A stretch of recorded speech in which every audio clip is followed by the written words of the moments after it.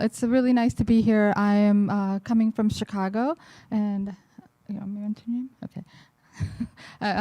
So coming from Chicago, so it's nice to be here in the warm weather too, relatively warm.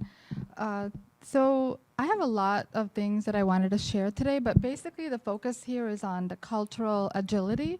So really applying the concepts of the global mindset to our work, and that starts with ourselves, and then how do we apply it to our team. So I use a lot of analogy on the organization as a system, which I'm sure all of you as practitioners in Agile know that we're impacted by others around us, and we also impact that, everything we do or say. So our body's a system, and individually we're a system, and we're continuing to develop that. So with that, I also use analogies to a gym, similar to the way we would work out our muscles, our body. In a gym too, individually, everything is shaping our own development, and also collectively for the team, what we can do also too. But it starts with ourselves first.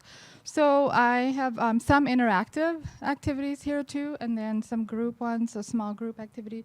I know it's going to go by fast, so let's see. And then if you have any questions along the way, just feel free just to raise your hand or stop me.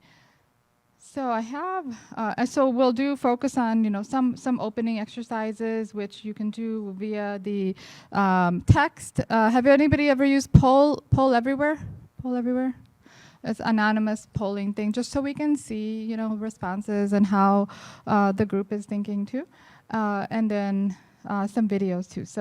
So first, I just wanted to talk about diversity. So DEI. So I really see there's an opportunity to connect our work because we work with teams and organizations. So we're pretty much at grassroots, and we work cross-functionally. That means that we have impact with all the different areas of the organization. And anything that our work does, how do we incorporate diversity? So there's a lot of focus on DEI in companies, diversity, equity, inclusions, on the actually having the numbers. Now, what do we do with those numbers? What do we do with people really to create that outcome, which is belonging, that everybody really is feels they're part of the team, and also the outcome. The research shows there's definitely a correlation between how we include the diversity and then the outcomes for innovation too. So diversity. So I'll just read some textbook definition. So mainly it involves differences or variations of groups such as race, ethnicity, gender, disability, class, sexual orientation, religion, physical ability, region, nation, and languages. So it's more than demographic though. It's more than what we see outside. It's also, we just had elections, right? In many of the states, in Illinois here too. Also political diversity too. So what are our biases or understanding around that too? Equity is more about trying to understand and give each person what they need in order to, have that level playing field. Inclusion is including everybody into the conversation, and even how we do those processes and how we engage people really has an impact on that too. So I wanted to share, first of all, play this little clip on fast thinking. Has anybody heard of this type 1, type 2 type of thinking? And how, so how it plays a role into our own just immediate decisions, immediate decision making too. So Daniel Kahneman, he talks about that, systems of thinking and type 1 and 2. And first of all, hopefully this will play nicely. Let's see. Put that up here. Oops, sorry. Professor Kahneman is also a partner in the consulting firm The Greater Good. Professor Kahneman, thank you for being here. It's a pleasure. Your book makes use of a very useful analogy. In fact, the analogy is built into the title, Thinking Fast and Slow. System 1 is thinking fast. System 2 is thinking slow. What's the difference between the two systems, and why is it important for business decision makers to understand the difference? Well, System 1 is essentially what comes up automatically in your memory. So, when I say 2 plus 2, something comes into your head. When I say your mother, an emotion comes. So all these things that are automatic, that's what I call System 1. And you have no control of it because it's automatic and involuntary. System 2, the slower thinking, is distinguished really not so much by the fact it's slow, although it's pretty slow, but by the fact that it's effortful and deliberate. So what you can do deliberately, you do in System 2. And you can, well, control yourself, control your thoughts, perform complicated computations. Those things are activities of System 2. So System 1 does most of the mental work. It happens automatically. We don't have to worry where to put our next foot or what word should come next. Some of the work, and it's important work, is done by System 2 when we slow down. Do decision makers sometimes think they're in System 2 when they're actually in System 1? I think mostly. I think most of us feel that we have reasons for what we're doing, but in fact, we do what we're doing very largely because of reasons that we're not necessarily completely aware of. And then when we're asked, why do you do this?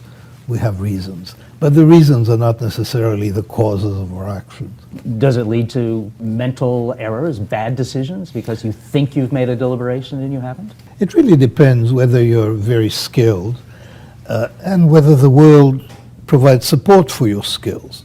So, if you're a chess player and you make very quick decisions about your next move, if you're a master chess player, they're going to be good moves. But the world is not like the chessboard, so it's much more complicated. And in the world, a relatively good move is not necessarily successful. So it's much more complicated, the relationship between moves and outcomes. And there, sometimes, System 2, slowing yourself down, has advantages and enables you to see things that System 1 doesn't. You've often talked about, and one of the things that's given your research such purchase, is that people often make mistakes because they're in System 1. And even if they know that they're in System 1, or even if they're aware of the mental shortcut or short circuit, if you will, that they're doing, they can't help themselves. Well, this isn't familiar to everybody from visual illusions. So, there are those famous illusions where you have two lines and one looks longer than the other, and I tell you that they're of equal length, and one continues to look longer than the other. The problem is with what we call cognitive illusions, the illusions in thinking, that it's never quite as clear-cut, that you really believe that you are wrong. With the visual illusion, you really believe that you are wrong. But with the cognitive illusions, it continues to feel right. So you have an error, somebody tells you it's an error. Your better self tells you it's an error, but it still feels right. Can you give me an example? Well, there are people, there are psychopaths who instill a lot of confidence. And you shouldn't believe them because you've been warned against them. But you feel warmth toward them.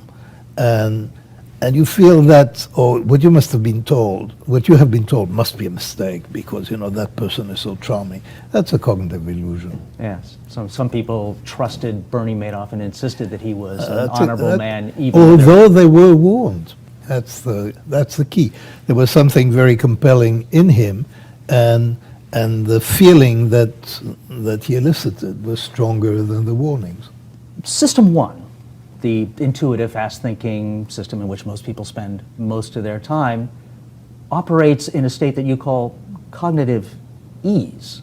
Well, System 2 requires something you call cognitive strain. When you're taking the easy path of System 1, what kinds of mistakes are you prone to? In the first place, you are going to act more impulsively.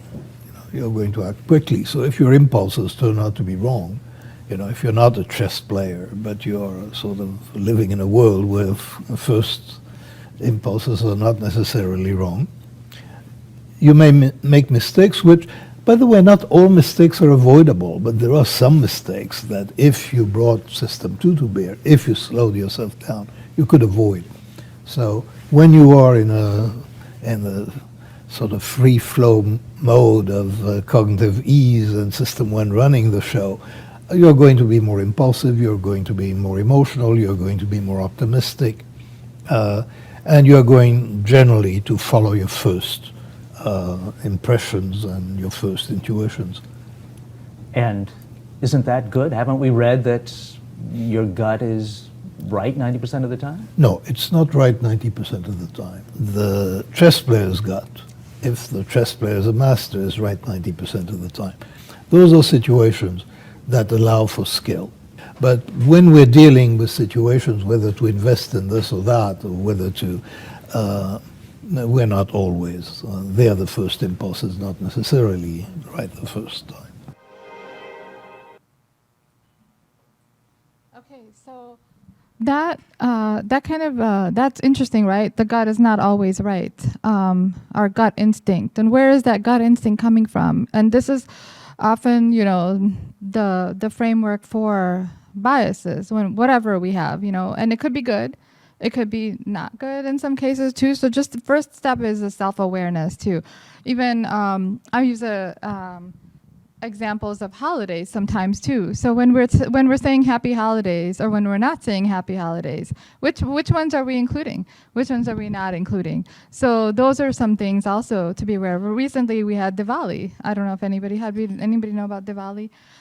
So even just about that and how that's important, to create that opportunity for people to bring, those holidays that are important to them. To light doesn't mean everybody has to know about it, but creating that psychological safety, the systems or the process for that too. So first is building our own awareness.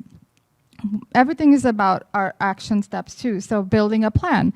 So if I know myself, so there are many ways to do that. Obviously we can't do that here today, but there's our own indicators, our own body. We get a feeling of either comfort or discomfort. So if we go through that naming certain cities, you'll have certain feelings and emotions that come up. So that's your indicator too.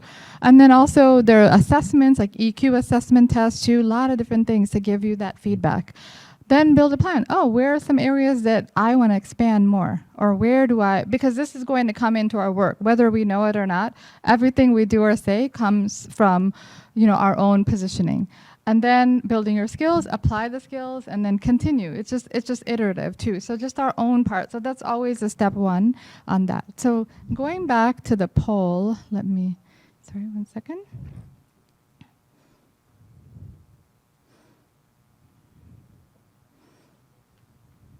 Okay, so first I'm going to activate one.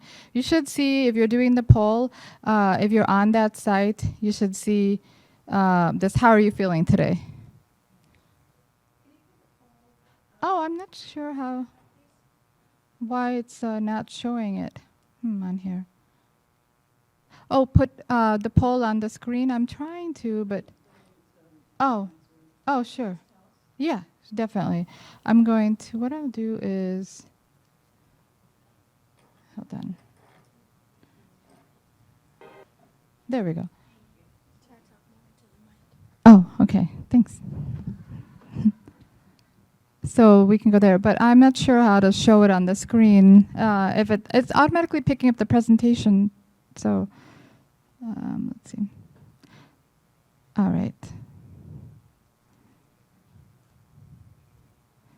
Okay, so good. So most of you put your indicator. Did anybody have a problem accessing that site? You can't get there? Are you doing the text version or the? Oh, you're going to the site. Okay, then what happens when you go to the site? Do you get an error message?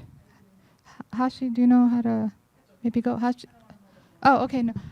Well, I mean, maybe can you assist maybe? Yeah, thanks.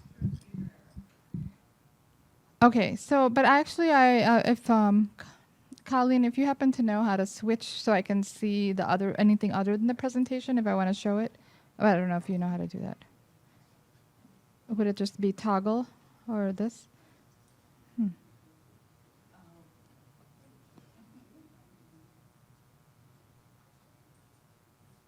Or just end show maybe? Okay.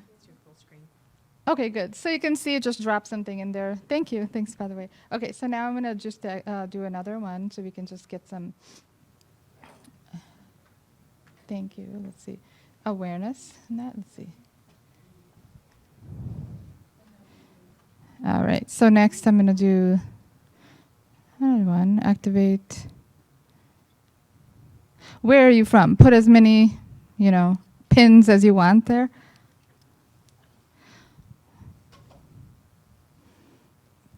And why I ask as many as you want is because we can associate ourselves with many places, right? Yeah. Hopefully it's allowing you to put more than one. Yeah? Okay. Hmm? Yeah, a lot of people in the US because we're here, and then there's some from Asia, India, yeah, South America. So just knowing like the diversity and even the psychological diversity, because it's always about our mindset too. So, maybe after visiting a place, we feel a certain affinity. A lot of expats have that, where they really gravitate towards that place. Okay, good. Thanks. Let's see now. Building up to. Okay, another one is, this is another, area of diversity too, is what is your preferred format for meetings? So you can actually put yours in there, and then, we'll see how it, Online, in person, hybrid, depends, no preference. Those are the options I threw together there. There's another aspect of diversity also too, is even the communication styles or our own preferences too, because people will bring out and engage in different ways, and they feel like they belong or not belong because of that. And this could also be due to the individual's preference. Also, disabilities also come in here too. So digital is so great. However, sometimes it's not always inclusive of people who are visually impaired or audio. Yeah.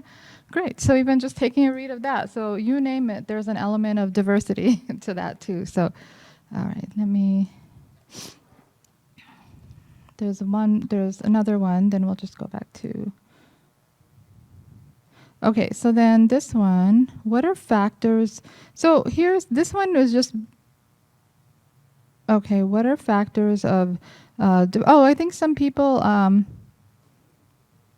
okay, I have put some sessions. Okay, activate. Sorry, you will not see it. So,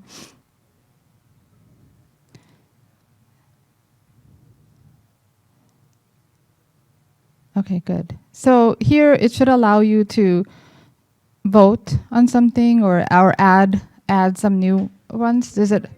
Huh? Yeah, or type it in. Yeah. So the reason why I'm asking this question is so that we can just ourselves reflect upon what is diversity and how does it impact our work. And then the other one is about just what are others sharing. So diversity in roles, right? This is also something too. So the silos. So the cultural diversity by ethnicity is also similar, an analogy also to the cultural diversity within the corporations too. So finance, accounting, marketing, just the different silos that are there, which is wonderful to get the different perspectives. At the same time, it could also have those points where it's listening to one another is sometimes challenging, so building that awareness of appreciation for that and how we can facilitate that. So why I start with ourselves first is because once we have those skills, then we feel more comfortable helping others through those too. Because people will have those conflicts too when they're dealing with change. Okay, so I see the one that a lot of people voted, so folks with different mindsets on how to work, different levels of experience with agile practices, strongly believe that there is the right way to practice agile, and others that there are not rules and no commitments. Yeah, so how do we deal with that, right? There's no one right way, and I think those are awesome conversations to continue having, here too. Diversity in roles, personality, age, and then cultural, giving everyone a chance, innovation. Yeah, thank you, by the way, that was good. These are really good responses. So, and then another one here. Okay, so let's activate this one.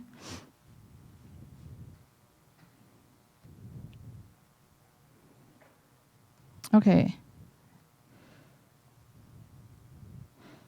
I believe this one will allow you to answer more than once. It should.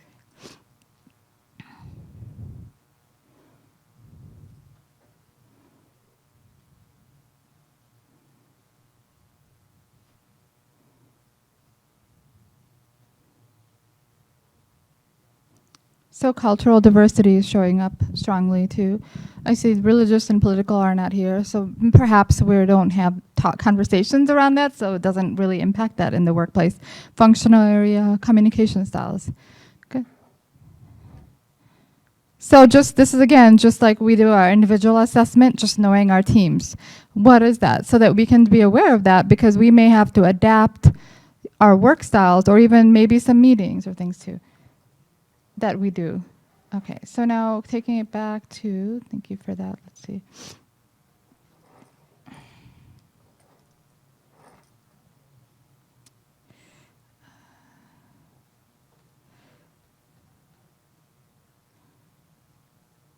Okay, let's get back here. I think we'll skip, since the time is going by, we'll skip to that. Next, let's see. Okay, so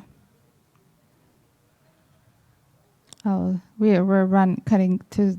Okay, so the other one I wanted to have anybody heard of transformational leadership?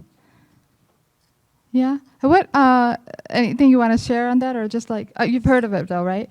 Yeah. So transformational leadership is really about motivating, really understanding the individuals, and then adapting the process. So all of that assessment that you had on knowing about what the diversity is in your team is really then building that in to your work. So how would you change the meetings format? Would you then engage people differently in that meeting format? Would you then do, when I have teams that are online and meeting remotely, and then some people are silent, am I going to assume that they're just quiet? Or do I maybe reach out to them and ask them what's happening? What are your thoughts on this? Are you on this, whatever we're working on that day, or how are things going? So that will give me feedback to then integrate into the project, whatever I'm managing at that time. And then even just going forward, or even seeing how I can support that individual's development into the team. So transformational is more about building that trust and integrity, so inspiring others. So it takes that approach of all of what we just, what I shared about building your skills, that awareness, and then building that into your processes too. We can talk more like one-to-one, about any specific examples, but that's one approach. And transactional is just, as somebody mentioned, or some of you mentioned, is that one way of doing things. Here's my checklist. Have you done this task? Let's just do the scrum ceremonies, and then we're done. Really not taking time to listen, understand the pain points, opportunities also too. That takes more time, but the outcomes are greater with the transformational one. So there's, if we have a moment, I'll come back to that, because the time is going fast. So one, I wanted to offer a suggestion to focus on design thinking. Has anyone heard of design thinking before? So the design thinking approach is also about a lot of first research or empathy for the customer. So empathy for a person on your team, empathy for yourself, empathy, building that in, that awareness and insight.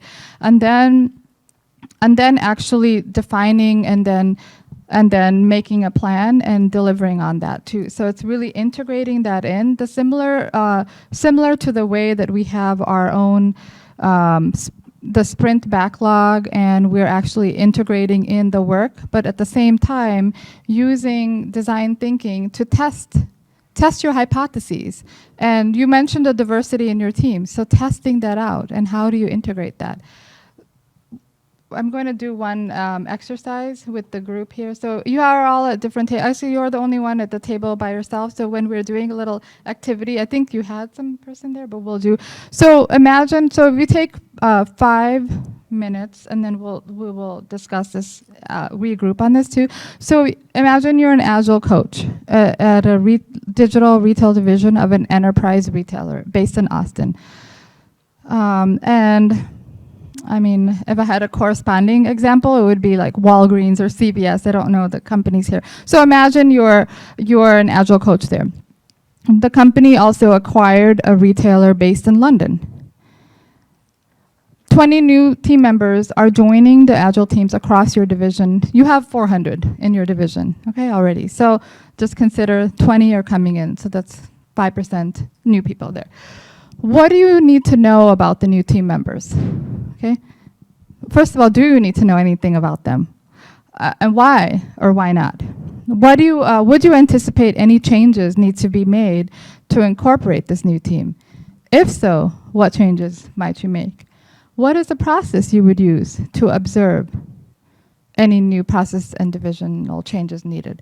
So just take 5 minutes and just talk. Do we have 5 minutes? I think we have, so until, 11:47. So just until just after 11:52. Let's just keep it precise, since you have precise times. Yeah, 5 minutes, and then we'll share out in the group. Thanks. Let's hear some of your ideas. So, anybody want to share? From maybe we can just each group just half a minute share out anything come up. Oh, okay, that's fine. I'm sorry. I just wanted to we'll learn from each other. So, anything that came. So, sure. Was there anything to consider first of all? Hello. Hi. So we had a fabulous discussion. So we talked about in our organizations that we like to have working agreements established with our teams, and then doesn't matter how many new people are joining, but it is a way to make them feel welcome and understand this is how we're working, and see if it works for them, or do we need to change the working agreement together, and that's okay. So we had a lot of good discussion about that. You would ask the new people also to participate in that? Awesome. And then as you were saying that, I wondered if working agreement would be a term that they would understand, and you would define that in that process too? Awesome. That's good. Thank you for sharing. What's your name, by the way? Angela. And okay. I'm part of the board. Oh, okay. Nice to meet you. Okay, thank you. Okay. Yeah, thank you for being the voice. And do you all want to say your names too? Sorry. Oh. Yeah. Kristen Sullivan. I'm Key. That's easy. Kelly. Excuse me. Can you say your name since you're okay? Okay. Hi. Who is? I was just handing it to the first person. I think. You can do it. Yeah. Okay. Hi, my name is Lonnie. We had a really great conversation about different things that we could ask them to start to just get to know them. First thing that came up was time zones, understanding how they're feeling, just even going and observing of how they're already working. And then so kind of get to know them overall. What else do y'all want to add? No. No? Okay. I'm okay. Lonnie. Yes. And I'm Carlos. Let's pass it around. It's Danielle. Samit. Yeah, there's a lot to discuss. Thanks for sharing. I mean, it's just tip of the iceberg we're covering here, but thanks. Yeah. Who's? Yeah. I think Whatever, anything that came up, was there something to consider or talk about, or it's just there's nothing new, anything. we talked about the fact that is it integrating just individuals into other teams, or is it integrating as a whole team, and kind of how to get them working with the company that you're in. Mm-hmm. So even just pausing and asking those questions is part of the process too, to infuse those into the conversations. That I know we land all that with HR, but however, I do feel that our roles are more impactful because they're all at the ground level, working with the operations. Yeah. You and Tracy, right? Tracy and Don. The one other thing I would highlight was we talked about the experience I've had with an integration and acquisition, where the company being acquired and the employees there, it wasn't so easy for them to open up about their experiences in this change. And it wasn't until we had in-person conversations and casual settings like dinner and other places that you began to really find out how this was going. And it was much different, much harder than you realized from just the official sort of meetings. exactly. Yeah. So even just thinking through things of opportunities to connect. Thank you. Oh, I already saw a hand there, but you want to share anything? Yeah. We're almost running out of time. I'm sorry. Yeah. Yeah, I'm Ron. So we talked about a few things. The time zone thing came up as well. Any holidays, specific holidays that they follow as well. How do you get along with other team members? If the current team has any onboarding documentation for like week to week, for like the first 3 months or so, those kind of things came up. Any wiki documentation, and those are the ones I can think of right now. So, And your names? Ron. Okay. Gopi. Gopi. Okay, thank you. And you were raising your hand. So. Sure. Yeah, you asked about what we need to know about the new team members, Yeah. right? There are a lot of stuff, like, because we are time zone different, what is that core working hours is something that we need to settle on. Otherwise, there will be an overlap and we'll be burning their minute oil very soon, right? And on things like, what is the skill that they bring to the table so that they could be aligned to the right work, whatever they prefer to do. And team building activities, because irrespective of however much you do, sometimes it's difficult for you to know other person in a very official setup. So if you start doing some team building activities, some fun activities, probably that will open up people to speak, and that will enable collaboration across, across the teams, sitting across. And then what changes to anticipate and how will you involve them, go for a feedback, ask them, how things are working out and conduct retrospective meetings. Thanks. Your name again, please? I'm Logan. Mickey. Okay. Anybody who's this one? Okay. Yeah, nothing very different than what's been shared. Just add, coming with the mindset of culture add and not culture fit. And also, about our passions at work and outside. Yeah. And I'm James. I'm Doug. So much. Yeah, and even prioritizing, right? We talk about prioritizing. There are many things to consider, and prioritizing what we would do when, too. Who's the here? Okay.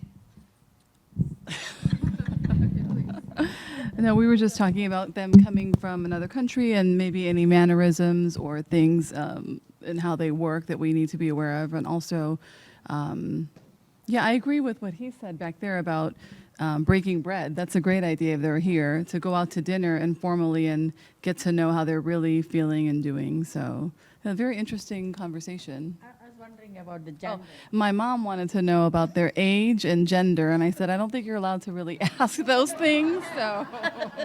So that's interesting, just knowing, oh, I asked these questions, and is that relevant? It's not relevant. So then what do I need to adapt? Yeah. And your name? Oh, Hashi.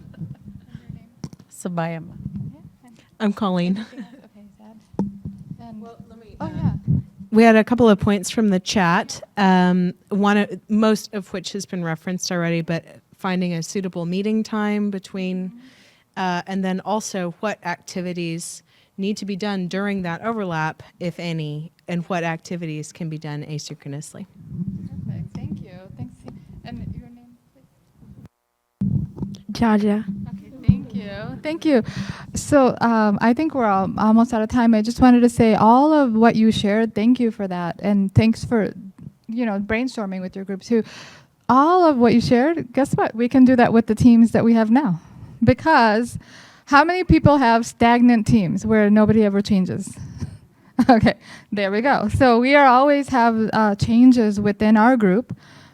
By the way, within ourselves, right? We're constantly reinventing ourselves too. So that team, that system is constantly changing. So we can always integrate any of these into our day-to-day. So yes, I see the red X there. So, there's so much more on this topic. So I really appreciate your engagement on this too. And whatever I didn't finish, I can send to anybody that's interested too. But thanks again. Yeah, appreciate that.